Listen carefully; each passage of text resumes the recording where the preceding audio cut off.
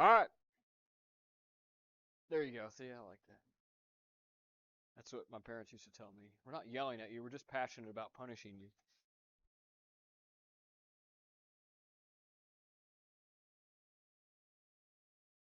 Yeah, let's go.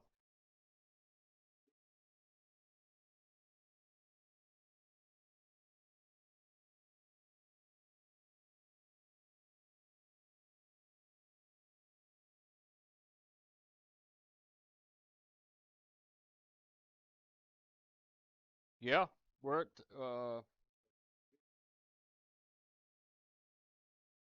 19, 16. All right, so let's see here. There's a couple different applications you can pick from this. Let's go 12, verse 12. Genesis 26:12. It says, "Then Isaac sowed in that land and received in the same year an hundredfold, and the Lord blessed him, and the man waxed great and went forward and grew until he became very great, for he had possession of flocks and possession of herds and great store of servants, and the Philistines envied him. For all the wells which his father's servants had digged in the days of Abraham his father, the Philistines had stopped them and filled them with earth. And Abimelech said unto Isaac, Go from us, for thou art much mightier than we. And Isaac departed thence, and pitched his tent in the valley of Gerar, and dwelt there. And Isaac digged again the wells of water, which they had digged in the days of Abraham his father, for the Philistines had stopped them after the death of Abraham. And he called their names after the names by which his father had called them. And Isaac's servants digged in the valley, and found there a well of springing water. So there's different things that go on, starting really with Abraham, as and some of them go even farther back, even Cain and Abel and such. But you find with Abraham and really with Noah when they came off the ark, there's different aspects that these folks do in the Old Testament, and a lot of them happen as they move from place to place. And you find out what's one of the first things that all these men would do when they would land in a new spot. That was part one of it. A little farther. Yes, they would build an altar. Not that the other ones are wrong, but you typically find that the first thing these guys would do is they would build an altar there and honor God through sacrifice. And you got all kinds of different aspects like that. You got altars, you got the tents, you got, and eventually as they move farther into the law, you get the tabernacle and such as well. But you get the mountains. I mean, there's all kinds of different things tied into the movement of God in the Old Testament, and all those mean something. And you study the location and the place of where they are and what they did. Those altars represented their personal relationship with God, because again, it represents sacrifice. And we know that for you and I as Christians, sacrifice is the only connection to God we have through Jesus Christ. And then from there, we're supposed to live as a daily sacrifice, but it's that sacrifice on the altar. And so those altars represent someone's relationship to Jesus Christ. Now, you look at the well, and the well is going to represent a couple different things. First of all, it's going to, obviously, it brings forth water. Well, what's water a picture of in the Bible? The Word of God itself, Ephesians chapter 5. So that well represents your quote unquote depth of the Word of God. Some of you probably know, if you have experience with wells and digging wells, or at least being around them, the more shallow the well, what do you run the risk of? What is it?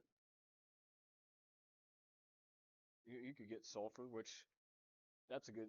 Wasn't that you looking in the sulfur and the copper and all that stuff? Uh, but you run the risk of that well drying out because you're not deep enough into the water table. I was talking to a guy one time about digging well. We were looking at some property and stuff, and he was kind of taking me through. And so it's cheaper to go 200 feet, of course, but you run the risk that after so long, you run out of water. He's like, we don't like to go any shallower than 400 feet. because you'll have water as long as you need water at that point. So the deeper your well is, the better opportunity you have of having continual water when you need it. Well, that's the same with the Word of God. The shallower we are when it comes to the Scripture, the quicker your walk is going to dry up. The quicker that the problems that you find yourself in, or just your love of God. I mean, it's only going to sustain you so long if you're shallow. So the deeper that well is, the deeper you can get that bit down into the ground and cut through that uh, those different layers in the earth. And any of you that have done any digging at all, you know that different layers provide different obstacles. And obviously the worst that can be found in any layer is rock. You hit rock and now you're grinding. You got to put a different bit on that thing, and you got to try to grind through who knows how thick. Well, that's a picture of our relationship with God. That's a picture of us studying. You're going to find times when you read, you sit down and read, and that stuff just flows. I felt like that this morning when I was reading. I don't know how many chapters I knocked out. It was just flowing this morning. But then there's some mornings I sit down and open the book, and I'm like, I'll read a couple chapters, and I'll stop and think, I have absolutely no idea what I just read, because my mind was over here or whatever the case, and I got to go back. There's been times I've read something 4 or 5 times, and still at the end of that, I'm like, I don't know. I guess it's, at least you put it down for a minute, because I cannot focus on anything. That's like digging a well. You start digging and you hit something, and you got to grind through it. There might be times when you open the Bible and you're looking for something, or you're studying, and you're just not getting an answer. So you got 2 choices. One, you can pull back, or you can just keep pushing through. But eventually you're gonna get through that layer, and you're gonna get to where that water is gonna flow much easier. Now, when you look at what the Philistines were doing, what were they doing? They were filling up those wells. Those wells, that water represented the source of life for the nation of Israel. We talk a lot around here. I mean, you can go up to probably 40 days without food if you had to. But you can't go more than 3 or 4 days without water, especially depending on what climate you're in. Especially if you're in a hot climate, I mean, you're done after a couple days. And that's so when those Philistines were clogging those wells up. I mean, that's a picture of the adversary coming in and clogging that source of life to us. That's our source of life. Yeah, we have salvation through Christ, but once we get saved, this is our source of life. And when the adversary comes in and clogs that source up and fills it up, and now what? So, but on the other side of that, it can also represent our work for God in a sense too, because obviously it takes work. It's labor. You know, we're in and I see it both ways, but we're in a society where we're coming way less out of that society, but there's some people that they think if you're not laboring with your hands and swinging a hammer, or getting muddy somewhere, that you ain't working. And I understand that concept to agree, but there's also people that work sitting at a computer all day. They're working. It's not this different kind of labor. What's that? There you go. He does it at the same time. Uh, but folks, when you're sitting down and you're turning the page of this book, and you're holding this book, and you're thinking and you're reading and that's labor. Your mind's working. And you got to labor in that word. That's the only way you're going to get anything out of it. The Bible says faith cometh by hearing, and hearing by the word of God.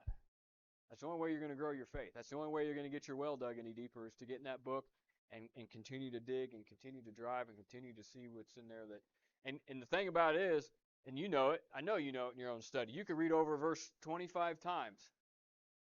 And for some reason on the 26th time, something shoots out at you, and you're like, I never even saw that before. I can't believe I've read that how many times. Or even this, somebody may use a verse in a devotion or in a message or something, and you're like, oh my gosh, I've never seen that verse like that before, and now it means something completely different. That's laboring. You're laboring over the word. I mean, take a look at Daigle's Bible. That's a perfect picture of what a Bible looks like that's been labored over. You don't have the right one tonight, do you? He's got his non-labor Bible tonight. His computer Bible. So when they would get to a spot and they would dig a well, obviously historically that was their source of water.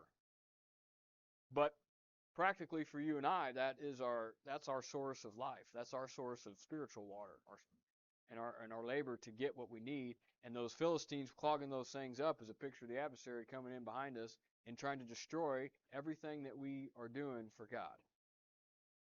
And that's where our testimony comes in. And I mean, we don't have too many young ones in here, but you get like the youth and even the young, early 20 kids. You can't tell them. You can't. I wouldn't have listened. You can't tell them that the things they do now can and will affect you 10, 20, 30 years down the road. It doesn't make sense. You've not been alive long enough to understand that. But now looking back, I mean, at 40, you look back. I mean, there's a story in here about Jesus Christ. Remember what happens when he tries to go back to Nazareth and preach and teach? That's right. And he says a prophet's without honor in his hometown, basically, is what he says. Because they all knew him when he was a young boy. They knew him when he was a teenager. They knew him. And to a lot of those people, this man that now claims to be the Son of God and to teach the things that he was teaching, they're looking at him and saying, man, this was the little guy in the carpenter shop that fixed my wooden wheel when it was broke or whatever. So to a degree, I kind of have some of that because I grew up here. In case you grew up here, right here in Lee Summit. And a lot of these people that I know, there's people that I reach out to from my youth, and I know they look at me and think, man, that's the little kid that used to work in the warehouse, and it affects you a little bit. But what you don't understand is that if you'd have been a little turd when you were that age, you're really messing yourself over to have any kind of testimony with people when you get older. So your things you do and the things you say all through your life will affect your testimony. And the older you get, the more you realize that testimony means something. Because that's really all you got to hold on to. Do you know what the Bible says about the testimony of Jesus Christ? What's the testimony of Jesus Christ? Revelation, I think it's chapter 1. Flip over to Revelation.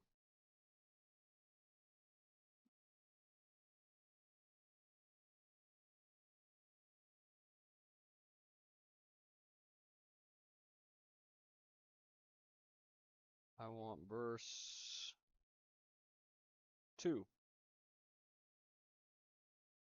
Let's see. No, where's John? Let's see. Revelation 19 is what I want.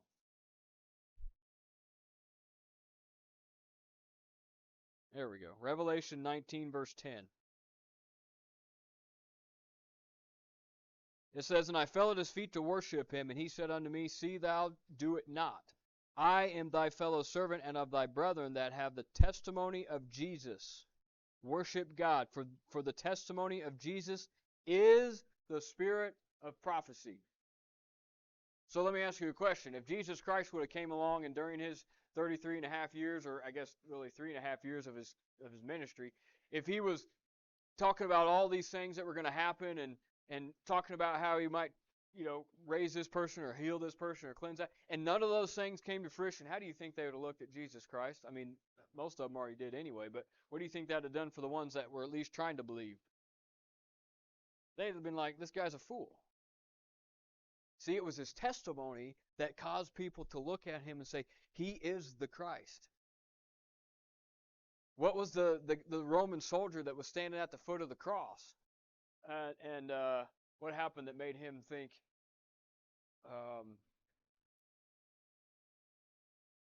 is that what it went? And what did that Roman soldier say? That's right. Son of God. He knew because of the spirit of the prophecy of Jesus Christ. That's the testimony. Now, we don't obviously have the spirit of prophecy in the sense that Jesus did. Our prophecy comes from teaching the Word of God. But your testimony is what will eventually draw people to Christ. And especially in this day and age. There was a time where you could just walk up to somebody and share the gospel and they'd be like, hey, that's what I need. I want to get saved. But it doesn't hardly work that way anymore. I mean, you almost got to spend time with people and they got to be convinced. And I think it's just showing you how far away the unsaved world is from the light. It takes a while now to drag them back closer to where they can see the light. But ultimately, it would be your testimony that would draw them to finally get to a point. But if you had a terrible testimony, they look at you and say, absolutely not. Why would I want anything to do with it? But that's what the adversary is trying to do. That's what's going on with those wells. He's trying to fill those wells up to cover up anything in your past that might be good, that might bring life, not only to you, but to somebody else. And that's what those wells would represent practically for you and I. Anybody got anything to add on that?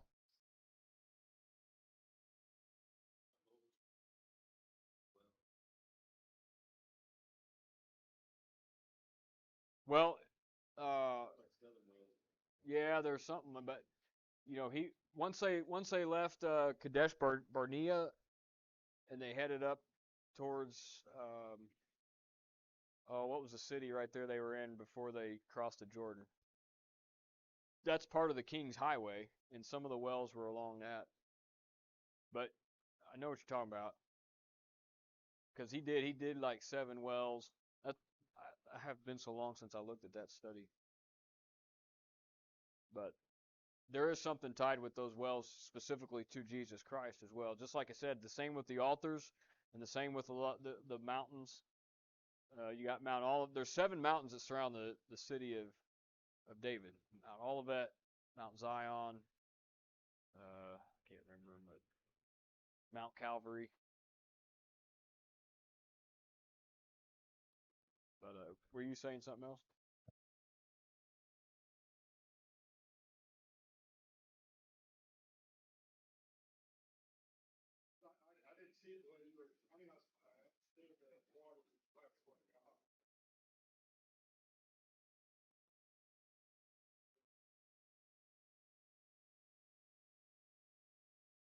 Yeah, no, that's a good way to look at it too. Yeah, I guess you're right. It doesn't necessarily have to be. I mean, I guess in this sense, because it was the Philistines, it was an opposing party, but we could do just the same. We could take the source that's supposed to bring us life and fill it with, like you said, the things of the earth. So, it's a good point. You right? Sure.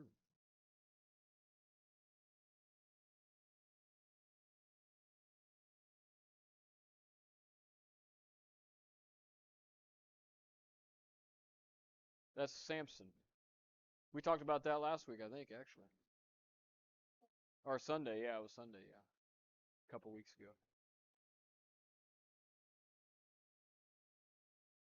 Well, in the Bible, honey is a picture of the Word of God. Go to, shoot, there's a couple different places. I know Proverbs talks about it.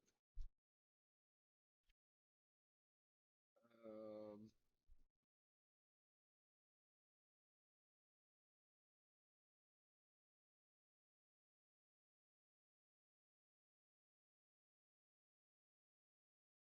Talks about the honeycomb. Anybody got a verse on that?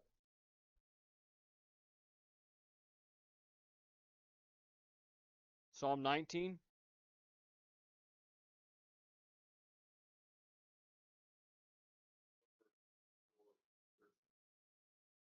Proverbs 24:13. Yeah, there you go. Proverbs 24:13 says, "My son, eat thou honey, because it is good, and the honeycomb, which is sweet to thy taste."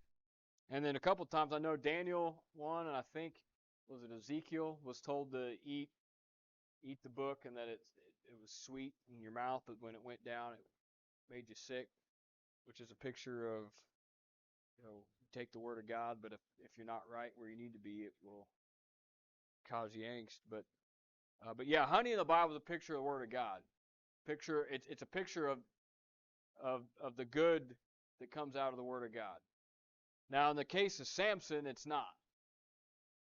In the case of Samson, it was literally a lure to try to draw him to do something he wasn't supposed to do, right? Because Samson was told to not touch anything that was dead.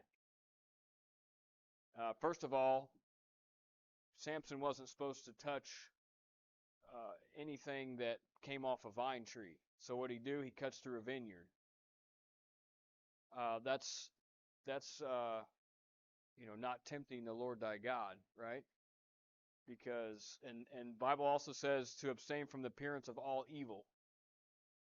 The old preacher one time I heard say, how you explain that? You say, well, you don't kneel down and tie your shoe in the neighbor's garden. You're not doing anything wrong, but what's the appearance going to be? The neighbor's going to come out with a shotgun because he's going to think you're out there trying to steal his carrots and tomatoes, right? So you pick somewhere else to stop and tie your shoe. Samson wasn't supposed to be anywhere near a vineyard. Or, well, you could be cutting through the yard or something, Well, I'm not talking about like a little 6x6 box in the backyard. I'm talking about, this isn't a suburb garden here. Is that really the thing that bothers you of everything we're talking about tonight? You're saying a garden? So, uh, yeah, exactly. That's true. You know what garden to walk through. Plus, some of us short guys, the stalks are over your head, so nobody even ever know you're out there. All right? But so he's in this vineyard, and then secondly, that he wrestles a lion. He's so strong he kills him with his bare hand, but he leaves him laying there in the vineyard. Okay, fine, but he makes a mistake by going right back through the same path that he just came through, where he killed the lion. So he knew it was going to be laying there dead. And what's he find in the lion? He finds the honey. And I mean, who can't resist some honey? But the problem was when he reached in there to get the honey, he had to touch the carcass. Therefore, he now had been in a vineyard and touched something off the vine, and now he had touched a dead carcass. So he had two strikes against him. So what that's a picture of is practically for you and I, you can't get good doctrine out of something dead. So we know that pure honey that comes off the honeycomb, Proverbs chapter 24, is pure doctrine. That's what drips out of the Word of God. Now you can run all over with that aspect of getting honey out of something dead. It starts with the Bible itself, then it goes to a church, then it goes to a country, then it goes to, a continent. You just see how that expands out. And so you got to be careful of where you get your honey from. It's the whole concept of that practically for you and I. If he'd have never been in that vineyard, he'd never seen that lion had never been dead, there'd never been honey in that lion. So here you say, well, how does that work in real life? That's the guy or the gal that says, oh, I just hang out with all these people because I'm going to lead them all to Christ. Or I know we don't all believe the same thing, but, I'm really trying to give them, and there's some good stuff that gets talked about. Hey, there is exception, but as they always say, the exception proves the rule, and it took me forever to figure out how that worked because it never made sense before, but now I figured it out. The exceptions are so small that it actually goes to prove that it's so rare that the rule stands. The biblical principle stands. 99.9999 repeating times out of 100, the person that is doing that is going to get drawn into what's going on. It never works in reverse. The person that gets married and says, "Well, I'm going to convert my spouse," never works. The guy that takes a job with all the the drunks and says, "Well, I know, but I'm going to come." It never works. It's Psalm chapter 1, by the way. That's how it all. It's degrades. Everything in this world, but Christianity, but Bible believing Christianity, degenerates. Absolutely, it's the law of thermodynamics. This whole thing's running downhill and nothing's stopping it. The only thing that's going to stop it is for the church is the rapture, and for the rest of the world is the second advent. This whole thing's going downhill quick, and it's going to fall in the lake of fire. We degenerate. It's just nature. Even a man or a woman, you don't grow closer to God. The only way you get closer to God is you fall on your knees and you tell God how terrible and how big of a sinner you are, and you accept Jesus Christ. You're not going to get yourself to a righteous state without Jesus Christ. It's just we're not getting better. We're degenerating. So, but that's a good.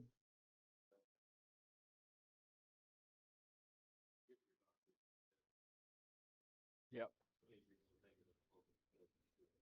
that's true.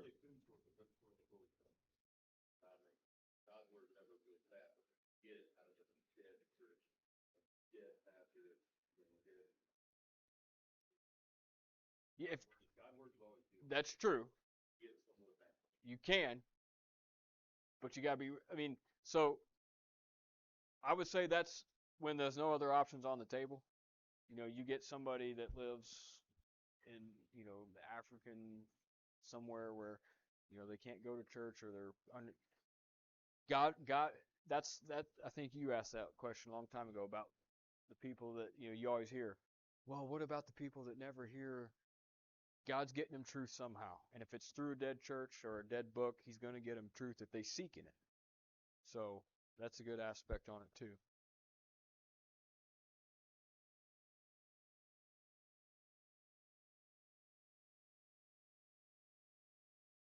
Amen.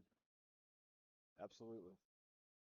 But just understand, keep Samson in your mind when you think of that, because even though he would reach in to get the honey, it caused him to touch the dead thing.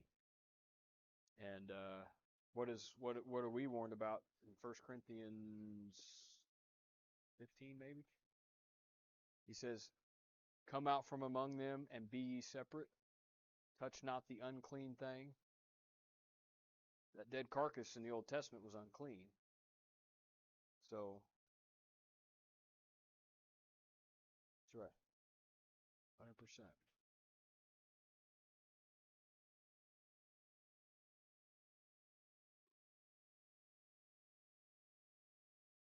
Yep. Well, and I struggle too because I go up there around these kids, and most of these families in Lee Summit now are going to one of these, 3 or 4, and I see their passion, and it's heart wrenching to a degree. But you step back and you look at it, and you see how they're doing it. They lure you in with everything that's going on, and then they just kind of throw you some bones when it comes to the Bible. But every people are there because there's stuff going on, and it feels exciting and it feels fun, and there's lots of people, and so and you get blinded to what the real issue is. Yeah, that's on top of it. Exactly. Yep. So that was a good one.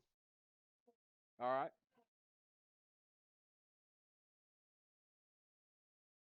Job 5. Yeah, I don't know. 1 week and he quits on us. Oh, didn't pick it up?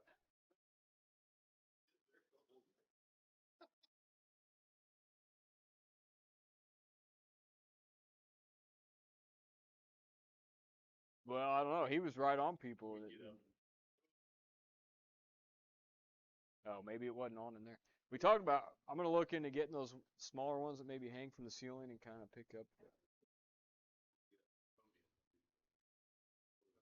Yeah, get up.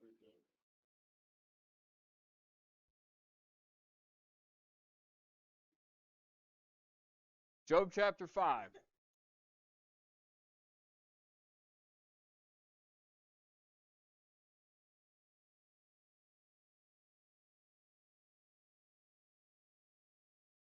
You don't understand which verse?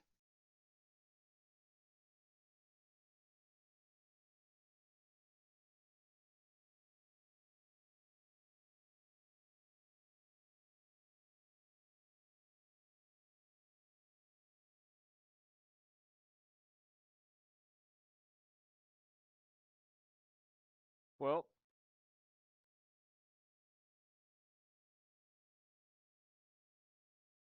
so this part of Job chapter 5 is dealing with the nation of Israel and the trib. Well, the whole book of Job is the nation of Israel and the tribulation period.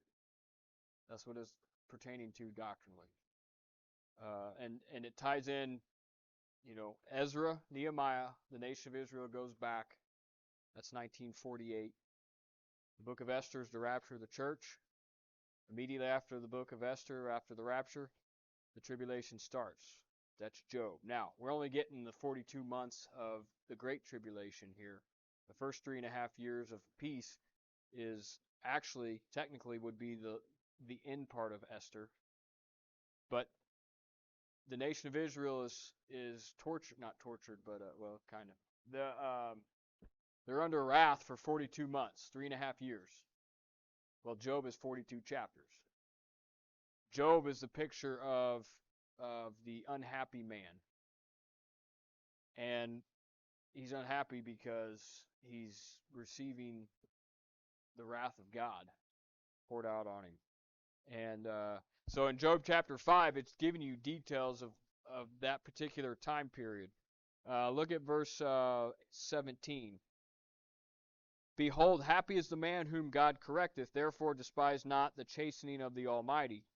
For he maketh sore and bindeth up, he woundeth, and his hands make whole. He shall deliver thee in 6 troubles, yea, in 7 there shall no evil touch thee. Well, it's interesting that how many years of time do we have? Sorry, not years, millennia. 7, but 6 is the time. Verse 19: He shall deliver thee in 6 troubles. 6,000 years of trouble. That's what it's been. All the way back to the beginning. Adam and Eve could have had it perfect, but they fell on trouble. And ever since then, it's just been nothing but trouble. We've had wars, we've had famines, we've had destruction, we've had, just trouble. That's big trouble. Then it says after the colon, yea, in 7 there shall no evil touch thee. Well, what happens in the 7th millennia? Peace. No more trouble. Evil's bound up for 1,000 years. Jesus Christ reigns and rules on the throne. Verse 20, in famine he shall redeem thee from death. Well, what's going to happen in the Great Tribulation? Revelation chapter 6. It's the pale horse. What is it? Famine. Yeah. So what you got in Job chapter 5 verse 20 is the tribulation. And in war, well, there's the red horse out of Revelation chapter 6. From power of the sword. Thou shalt be hid from the scourge of the tongue. Neither shalt thou be afraid of destruction when it cometh. That's the nation of Israel being hid for the last 3.5 years of the tribulation in Selah Petra. God's going to hide them in the rock.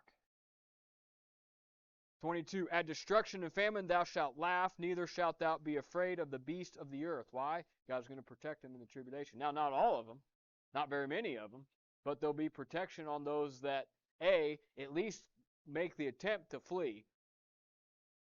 Do you realize, think about this. Again, and the reason I say this a lot is because it took me so long to put it into a perspective like this. Put yourself in the shoes that they are in. And it's, when this whole thing changes, guys, it's not going to look like a change. When the rapture happens, there's going to be a great deal of people. We think that the whole world's going to stop and go, oh my gosh, what just happened? I don't know how. I've got my thoughts, different ways how they might cover it up. I don't think there's going to be very many people know that we go. I don't know how they're going to do it or how they're going to pull it off, but they're going to cover it up. You say there's no way they can. They've been covering stuff up forever. We don't even know the extent of what they're covering up right now anymore. Over the last 4 years, if you've been doing any research and digging into everything that's been going on in the government and in the world government system, and you start figuring out things they've been covering up, now I'm not saying one way or the other. I have my thoughts on it, believe me, but I'm not saying one way or the other. But the whole moon landing thing, whether they did or they didn't, it's been there's you got to admit it's been a pretty big show, whether they did or didn't. That's just the start of it. They're going to cover this whole the transition into the tribulation. Do you really think that the devil wants the unsaved world to know that Jesus Christ was real? How many people, if they were literally standing there and the rapture? Now, look, I may be way wrong. It may be so clear and evident to the unsaved world that I could be wrong. I just don't think that's how it's going to go. But do you really think the devil wants the unsaved world to know when the rapture happens? Because what are some of the people going to do? They're going to freak out, and they're going to know they've got to do something. Now maybe that's the way. Maybe that's how the Antichrist is going to swoop in and save and fix everything. I don't know.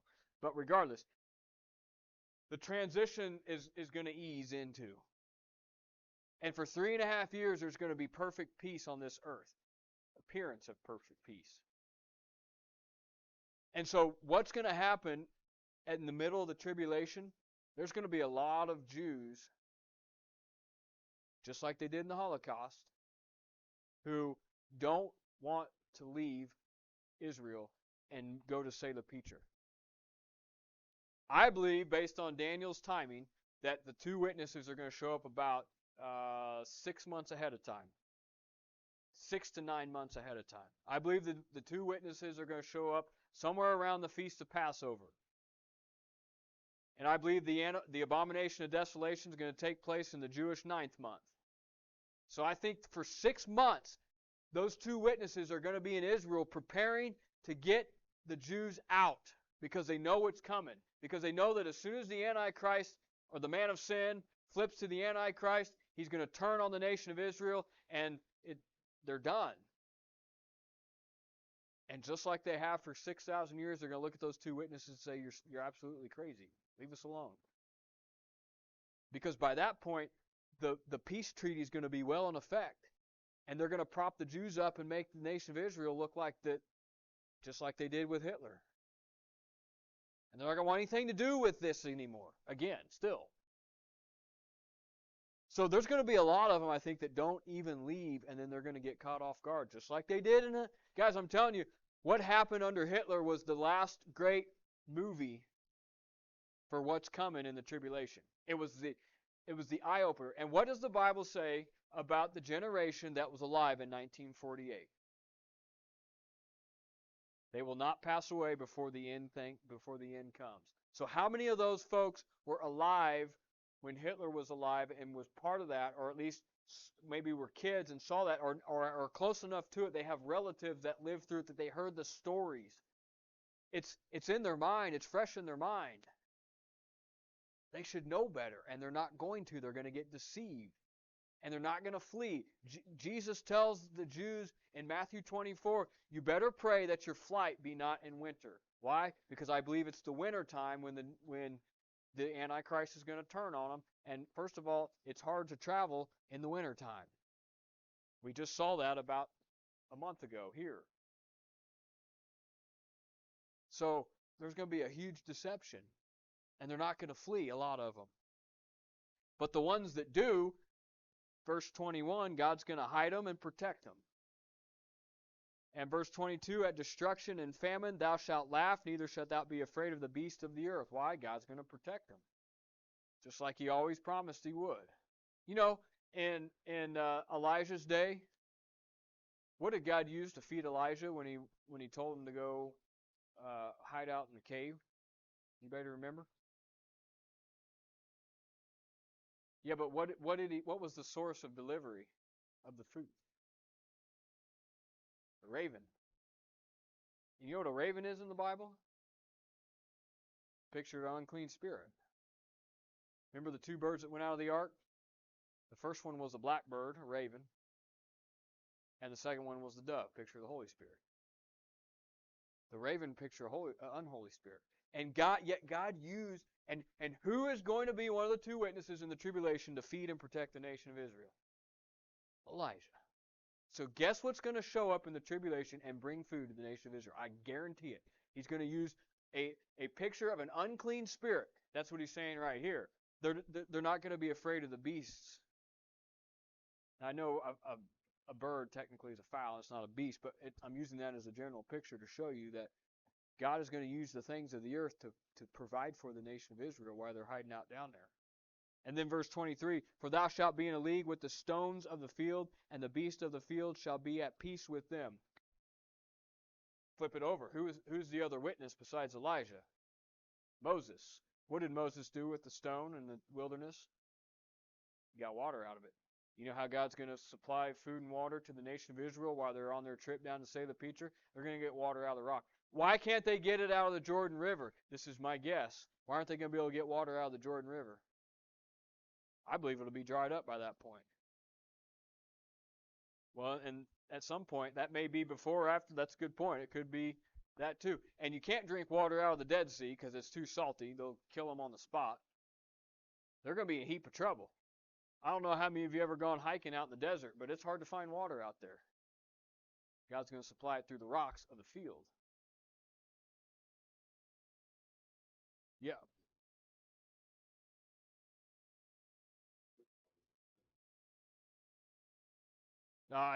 Well, could be leading into it, yeah. Right.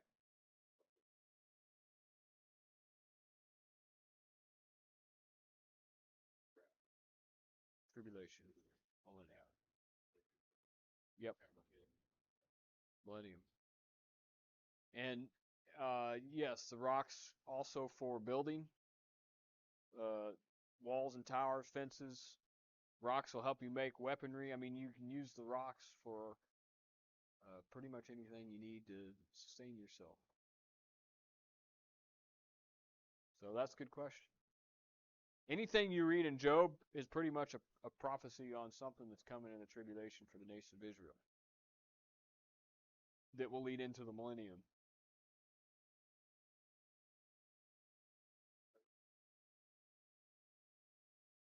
Right? There you go. Second Advent.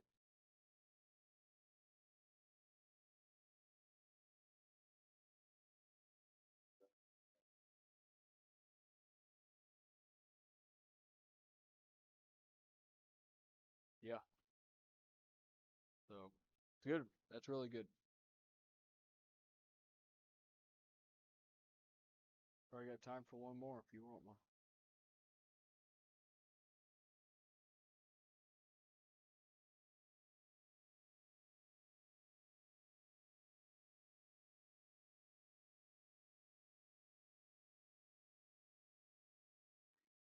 Proverbs 23. Well, a buddy of mine trained a couple of houses in Spain. He had a baby, and yes, his mother and his wife got into it or got into it. Now they're Nice. not a Christian. He says he is actually. Yeah.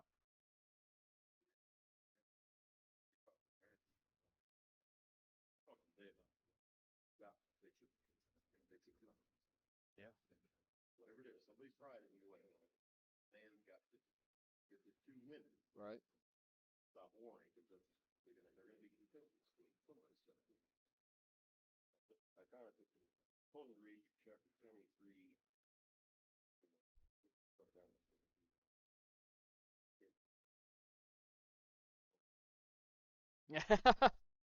But if you get into, because you start around 20, well, actually, it starts around 15. You get into 22, it says, hearken to your parents, and you're going to be the wise child is blessed from your parents.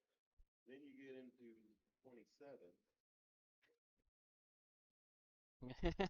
And then what I was going to 29, actually, if you got a woman in your life who's senses, that flow, sorrowful, everything about this woman. And his wife was like, Yep.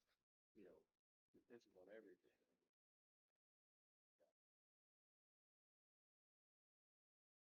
Yeah, He's a absolutely. 40-year-old man. Yeah. Right. A lot of these guys are hands off when it comes to their home, you know. Right. But no, yeah, I mean, chapter 23 is uh basically what happens, like you said, when the ruler is not taken care of. Look at verse 1. When thou sittest to eat with a ruler, consider diligently what is before thee. So it's talking about when there's no rule. You get into verse 10, remove not the old landmark and enter not into the fields of the fatherless. If you what should happen is a father should provide an example. We're circling right back around where we started, a testimony to his son on how to be a godly man and to rule your house correctly according to the scripture. And for the ladies, it's that landmark is how a woman is to rule the home and to take care of the home. And when the mom and dad do it properly and do it by the book, they're providing an example so that when their young man becomes a husband or when their young lady becomes a wife, then they can then rule their household according to the scripture based on the landmark that was set. That landmark should go all the way back to Jesus Christ. But for the young man, they're always going to look to their dad, and the young lady's always going to look to the mom. And that legacy's left. So when you don't have that rule, then you get into like kind of what Ryan's talking about, where what do you do? And what you see, I've seen this going on for years now, and this hit me years ago. So a lot of the not modern, I don't even modern stuff junk. But back when I was in high school and college and stuff, there was a few sitcoms that I liked to watch, like Everybody Loves Raymond and King of Queens and stuff. Just have a few minutes of downtime. But I started noticing that a lot of these shows, you know what they were doing to the husband and the wife? Yeah, they were making the husband this goofball idiot guy that couldn't do anything right and making all the stupid mistakes, and the wife had to run the home. And the husband was, sneaking off to do this and do that, and just he was a goober. He was a homer. And the wife, and I was like, oh my gosh, look what they're trying to portray to the American family, that the husband's an idiot.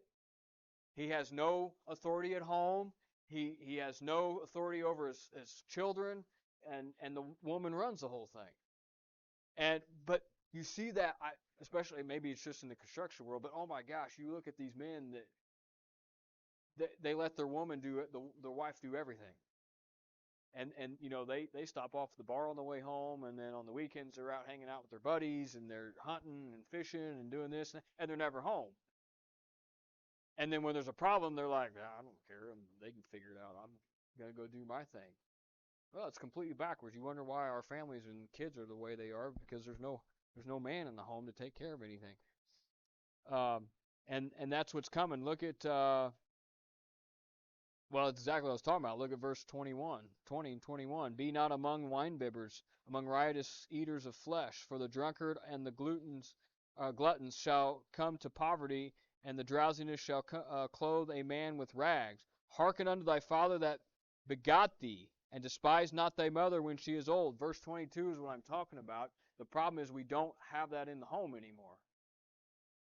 And you know what drives me even more crazy about it? Is people will actually use that for an excuse of why they can't do what's right. Who cares? If your father wasn't the man he needed to be, then you be it to your kids. Who cares? If your mom wasn't the mom she needed to be, then you step up and do it for your kids. I was listening to a message this week, and he kept saying over and over again. He was talking to a group of men, but he kept saying over and over again, it doesn't matter what you think about it or what they think about it. If it's right, you do it. And nothing else matters. And we're in a society today where we're afraid to do that, to say it. Because we're afraid we're going to offend somebody or hurt somebody's feelings. The feelings, that's what you were just talking about, the whole emotion thing. That shouldn't matter. Now, you can't just go around and clobber people with The old wooden, like the Flintstones thing with the little points all over it. Although sometimes I wish I had one of those. But there's no excuse. You be the change. And that's kind of become my motto lately when it comes to talking to people. You be the change. It doesn't matter what anybody else has done. And you be the father to your children that you know the Bible has called you to be, and you be the mother to your children that you know the Bible, and you be the husband to your wife and the wife to your husband that you know the Bible has called you to be. And quit making excuses. Period. But that's not what it's easier to make an excuse. So now remember also in the book of Proverbs, like verse 27, when it says, "For a whore is a deep ditch, and a strange woman is a narrow pit." The whorish woman and the strange woman is bad doctrine, doctrinally in the book of Proverbs. Now practically, if you want to apply that, obviously it can be applied very well practically too in life. But what that's talking about in doctrinal sense is bad advice. Quit taking bad advice. It's going to cause you to continue to make stupid decisions, because all that does is it leads you into a deep ditch. And it's a narrow pit, but it's a pit. What do you put in pits and in ditches? Trash and dead bodies. You know what they're going to do in the book of Ezekiel? In the book of Ezekiel, it's going to take them 7 months to bury the dead people from the Battle of Armageddon. You know what I bet you they're going to do? I bet you they're going to have about 134 backhoes out there, and they're just going to dig a big old hole somewhere out near that, maybe even in the valley. And they're just going to dig holes, a big hole, and they're just going to take the earth movers, and they're just going to push everybody into that hole and then cover it up, let them rot out. I mean, that's Ezekiel 37. It's the valley of dry bones. That's what you got going on there. That's what a pit is. You know what the modern Bibles call the pit on the south side of the city of David? No, that's what it really is. The modern Bibles change it to hell. Hades, Gehenna. You know what Gehenna has? What Hades is? It's a pit where they threw all the trash, and all the blood and water from the sacrifices in the temple ran off and down in there, and it was just a ongoing fire pit of trash from the city. Gehenna. So your new Bibles change hell to Hades and Gehenna to try to make you think the hell's on earth. It's not. It's a pit. It's Proverbs 24, verse 27. Verse 28, she also lieth in wait for a prey. That's Proverbs chapter 1. So, yeah, on a practical sense, this is somebody who's looking to make excuses to take bad advice and to continue to be the sitcom bumbling fool of a husband and a father and not make the right decisions that we know the Bible tells us we have to make or we need to make. So yeah, I'd say that's a pretty good point, especially if it's somebody that should know better, or at least have some sense of understanding.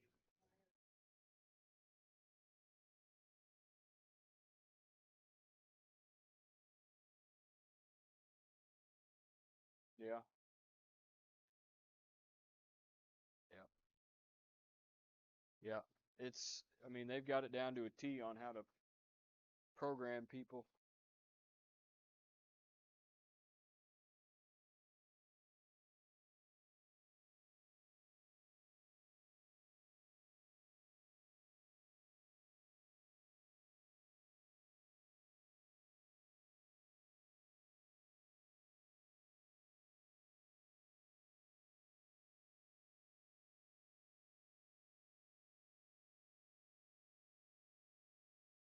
Wow.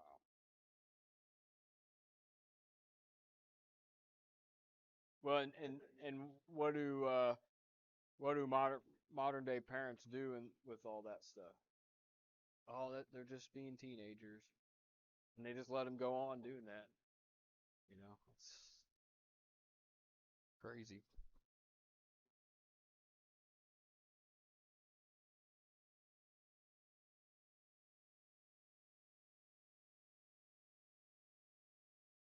Yeah.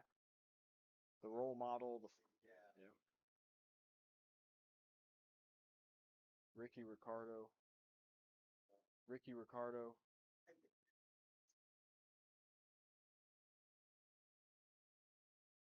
Oh, I don't think so. Maybe actually, you know what? I think I have. Yeah. So good stuff. And here's the biggest problem. I mean, you do your best, but at the end of the day, people you talk to, they gotta want to receive it and implement it. And that's what's frustrating about it. They got the answer right there, and